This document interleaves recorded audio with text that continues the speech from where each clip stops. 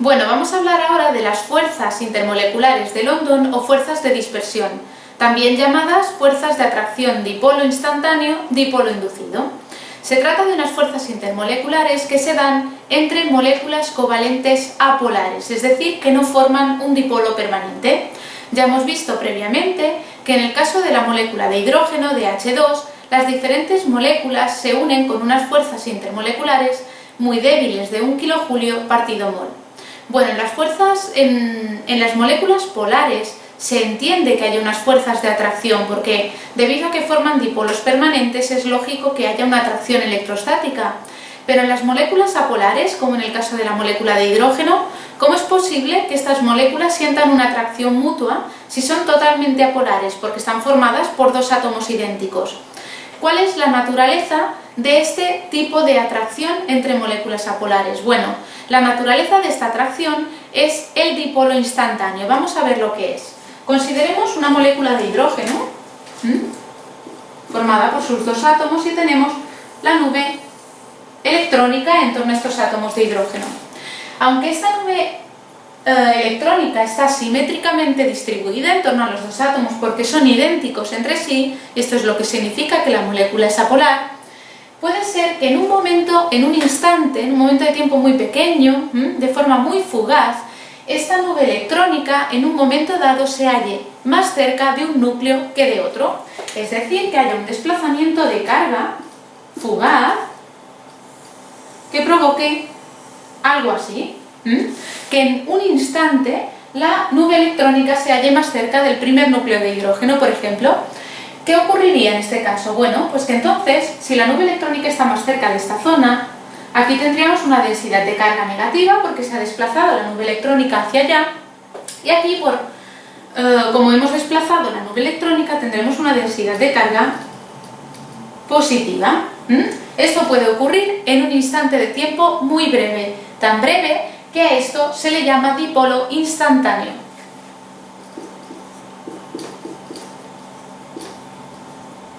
Dipolo instantáneo.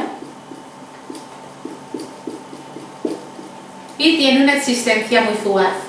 Pero a pesar de tener una existencia muy fugaz, este dipolo instantáneo puede ser capaz, por un efecto de inducción, de hacer que otras moléculas de hidrógeno vecinas generen también un dipolo, lo que llamaríamos un dipolo inducido. Si nosotros ahora tenemos esta molécula, que en un momento dado es un dipolo instantáneo, con una densidad de carga negativa aquí y una densidad de carga positiva, y al lado tenemos una molécula vecina, con la densidad de carga simétricamente distribuida, puede ocurrir que este dipolo instantáneo induzca a esta molécula a desplazar también su carga. ¿Por qué? Porque aquí tenemos una densidad de carga positiva que puede ejercer una cierta atracción sobre esta nube electrónica, y entonces puede suceder que ahora tengamos un desplazamiento también de esta nube electrónica, de forma que nuevamente tengamos aquí una densidad de carga negativa y aquí una densidad de carga positiva. Este de aquí sería un dipolo inducido.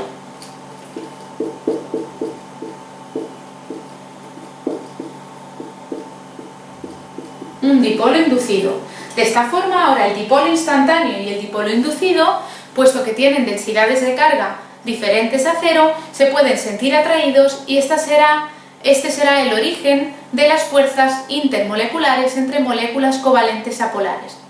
Bueno, una vez que hemos considerado la naturaleza de las interacciones de London o fuerzas de dispersión, cabe destacar que este tipo de fuerzas aumentan a medida que lo hace la masa molecular. ¿Por qué motivo? Bueno, si consideramos los halógenos cloro, bromo y yodo, vamos a ver sus puntos de fusión y de ebullición y vamos a ver también el estado de agregación en el que se encuentran a temperatura ambiente. El cloro es un gas a temperatura ambiente, tiene un punto de fusión de 102 grados bajo cero, grados centígrados, y de 34 grados bajo cero su punto de ebullición. En el caso del bromo tenemos que ya es un líquido, es la misma estructura y sin embargo su estado de agregación cambia y cambia mucho su punto de fusión y de ebullición. Ya vemos que aquí tenemos menos 7 grados centígrados y 59 grados centígrados como punto de ebullición. Por esto el bromo es líquido a temperatura ambiente. Mientras que el yodo incluso más todavía, es más grande, es sólido a temperatura ambiente, tiene un punto de fusión de 83 grados centígrados y un punto de ebullición de 184 grados centígrados. ¿Por qué será esto? Porque ocurre que a medida que aumenta la masa de estas sustancias, o el tamaño de estas sustancias, de los átomos que la forman, ¿por qué ocurre que vamos a tener mayores puntos de fusión y de ebullición, mayores fuerzas intermoleculares y por lo tanto va a ser más difícil separarlas? Pues si consideramos la nube electrónica, por ejemplo, del cloro, imaginemos que fuese de este tamaño. La del bromo ya será más grande porque es una molécula de mayor tamaño, entonces tendremos algo así. Y en el caso del yodo, que son átomos todavía más grandes, pues tendremos una nube electrónica mucho más grande. Sucede que cuando tenemos moléculas más grandes, la nube electrónica está formada por un número de electrones mucho mayor. Esta nube electrónica, por tanto, se hallará más alejada de los núcleos y es más fácil que en un momento dado se produzca un desplazamiento de cargas.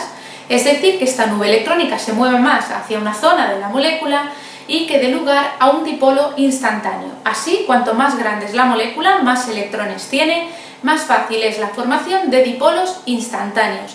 Decimos que son moléculas que presentan una mayor polarizabilidad o que son más polarizables. Por tanto, el yodo, de las tres, es la molécula más polarizable, presenta una mayor polarizabilidad.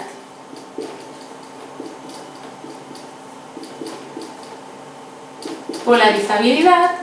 La mayor polarizabilidad se traduce en mayores fuerzas intermoleculares. Las fuerzas de London o de dispersión en las moléculas más grandes son más intensas y por tanto cuesta más separar estas moléculas y tendremos puntos de fusión y puntos de ebullición más elevados. Bueno, a pesar de ver que tenemos compuestos covalentes apolares que incluso pueden llegar a ser sólidos, como en el caso del yodo, lo cierto es que las fuerzas de London o fuerzas de dispersión son las fuerzas intermoleculares más débiles y por eso, en general, la mayoría de compuestos covalentes apolares son gaseosos a temperatura ambiente o tienen unas fuerzas intermoleculares realmente débiles. Lo que hemos dicho de la polarizabilidad y de la polarizabilidad al aumentar la masa o el número electrónico, el número de electrones, también es aplicable a los gases nobles que, como vemos aquí, tienen unos puntos de ebullición en escrupuloso orden de número atómico. Tenemos el helio, que tiene menos 269 grados centígrados, y así sucesivamente hasta llegar al más grande de los gases nobles, al radón, que es el que tiene un mayor número de electrones y por tanto es más polarizable, que tiene un punto de ebullición de menos 62 grados centígrados.